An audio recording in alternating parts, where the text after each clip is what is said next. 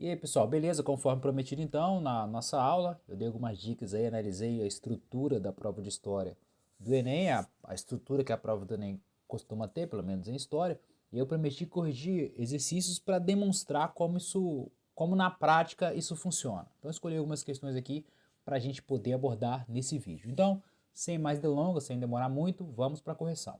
Bom, pessoal, a primeira questão caiu no Enem 2019, questão de número 54 do caderno azul, tá aí referência para você buscar também se você quiser. E vamos ao texto. Dificilmente, tivemos um problema técnico aqui. Um momento, por favor. Então vamos lá, bora. Dificilmente passa-se uma noite sem que algum sitiante tenha o seu celeiro ou sua pilha de cereais destruídos pelo fogo. Vários trabalhadores não diretamente envolvidos nos ataques pareciam apoiá-los, como se vê neste depoimento ao The Times. Deixa queimar, pena que não foi a casa. Ou então, podemos nos aquecer agora. Ou então, nós só queríamos algumas batatas, há um fogo ótimo para cozinhá-las. Então esse é um texto tirado aí do livro Capitão Swing, que tem dos autores Hobsbawm.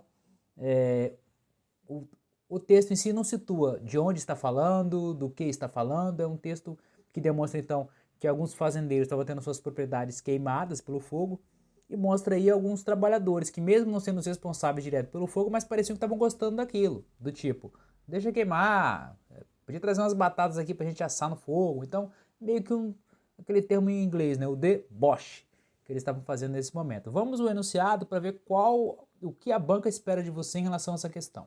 Assim, ó, a revolta descrita no texto, ocorrida na Inglaterra no século XIX, então está dizendo que foi uma revolta e está dizendo para você que aconteceu na Inglaterra do século XIX, tá vendo? Não é um mistério. A banca não quer que você descubra do que aquilo está falando. Ela está te dizendo, aconteceu na Inglaterra e no século XIX.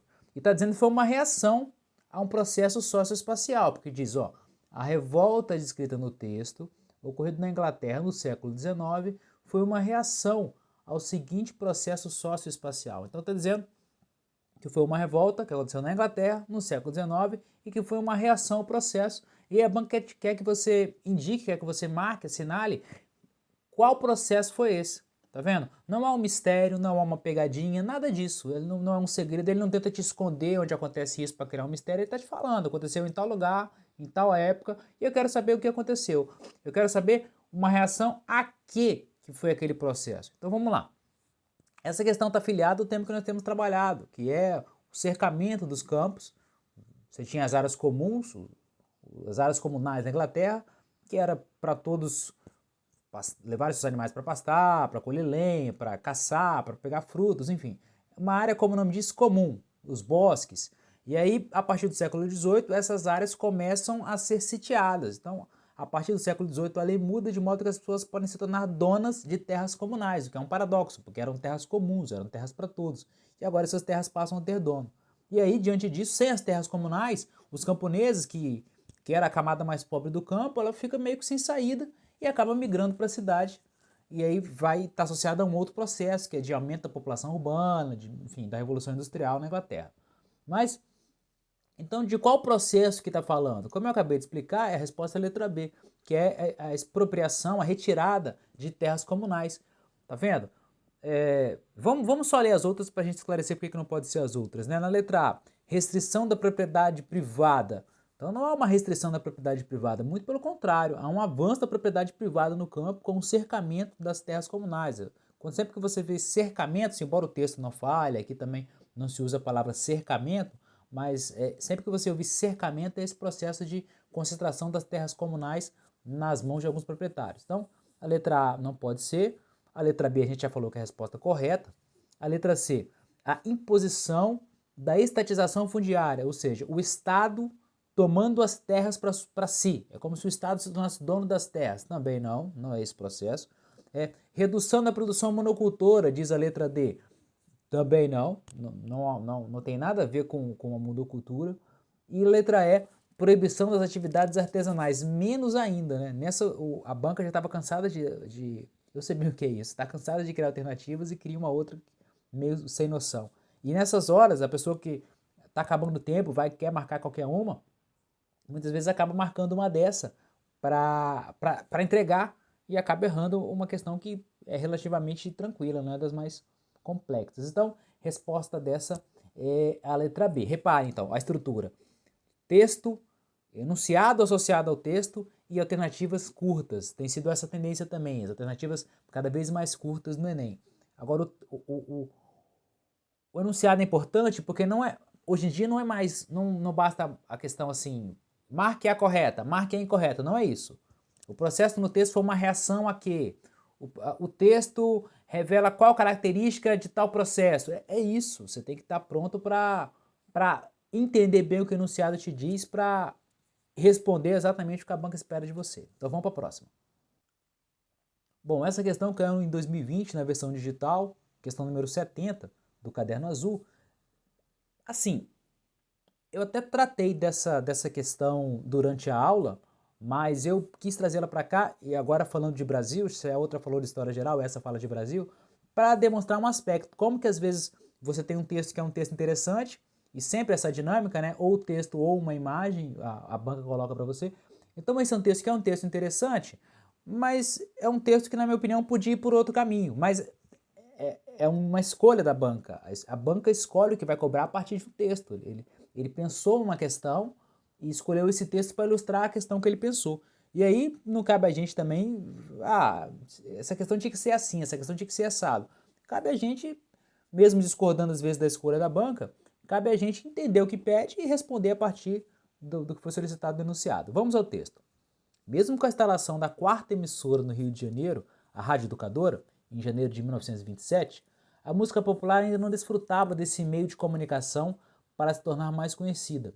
Renato Mussi, um dos maiores radialistas de todos os tempos, registrou no seu livro Nos Bastidores do Rádio que as emissoras veiculavam apenas um certo tipo de cultura, como a programação quase só da chamada música erudita, conferências maçantes e palestras destituídas de interesse, e acrescentou: nada de música popular. Em samba, então, nem era bom falar.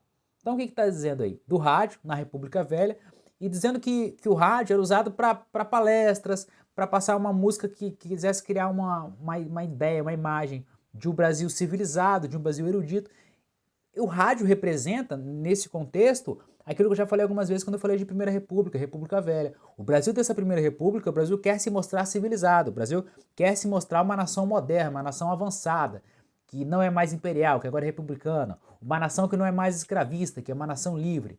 Então o Brasil quer se mostrar para o mundo como uma nação renovada, uma nação moderna. E aí, nesse sentido, a música popular era meio que escondida. A música popular não encontrava no rádio um meio de divulgação. Por quê? Porque divulgar a música popular no rádio era divulgar um Brasil com claras influências negras, com claras influências africanas. E não era esse o Brasil que eles queriam mostrar. E como eu falei para vocês também na aula, esse é um ótimo texto para você abordar isso. Esses fatos que eu acabei de falar. Um Brasil que quer ser moderno, um Brasil que quer apagar a influência negra na formação da nossa cultura. Entretanto, nós vamos ver agora que o enunciado vai em outra linha. A banca quer outra coisa. Olha só o enunciado. A situação descrita no texto alterou-se durante o regime do Estado Novo, que foi de 37 até 45, durante a Era Vargas, né? Então a situação descrita no texto alterou-se durante o regime do Estado Novo, porque o meio de comunicação foi instrumentalizado para... Então ele está dizendo que o rádio, no Estado Novo, foi instrumentalizado para outra coisa. Então ele está dizendo que há essa situação descrita no texto, mas que essa situação se alterou no regime do Estado Novo. E que o rádio no Estado Novo foi usado para um fim diferente. Então nós sabemos aqui que o rádio, na Primeira República, foi usado como fim civilizador, do Brasil que quer parecer moderno, no Brasil que não quer mostrar a herança negra, e só que no Estado Novo é outra coisa. Então a questão é, qual a característica ou para que foi usado o rádio no Estado Novo? Nesse modo, o texto fica meio que... Ele serve para fermentar aí, para dar uma ativada na sua memória, mas o texto ele é mal explorado. É mal explorado.